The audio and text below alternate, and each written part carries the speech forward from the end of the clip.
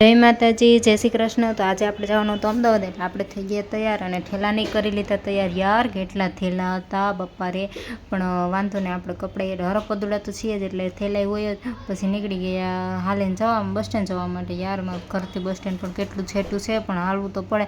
પછી પોતપોતાના ઠેલા ઉપાડી લીધો અને રસ્તામાં ભગવાનની દયાથી એકો પણ મળી ગયો, એટલે વાંધો ના આવ્યો, હાલવું ના પડ્યું। પછી બેસી ગયા, સ્વામી તો ડ્રાઈવર પાસે બેસી ગયા અને અમે ત્રણેય પાછળ બેસી ગયા। મસ્ત મજાના જુનાગઢ ફટાફટ પહોંચી ગયા અને જુનાગઢ વહેલા પહોંચાડી દીધા ઇકોવાળા ભાઈએ, પણ બસ કેટલી મોડી આવવાની હતી। પછી તો ટાઈમ તો ક્યાંક કાઢવો ને, પછી અમે આવી ગયા સોડા પીવા માટે। મસ્ત મજાની સોડા પીધી। સ્વામી બહુ વખાણ કરતા હતા કે જુનાગઢની સોડા એટલે એક નંબર। એ તમે કમેન્ટ કરજો છે કે જુનાગઢની સોડા સાચી છે। મને તો મસ્ત લાગી, તમને પણ ગમે છે કે નહીં, અને તમે મારા વિડીયો ક્યાંથી જુઓ છો એ પણ કમેન્ટ કરજો। ફાઇનલી અમારી બસ આવી ગઈ અને અમે બધા બેસી ગયા બસમાં।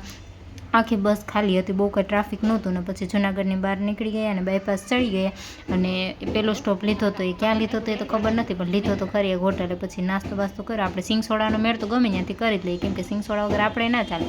નાસ્તો બાસ્તો કરીને આપણે તો એક કાઢી લીધી મસ્ત મજાની નીંદર।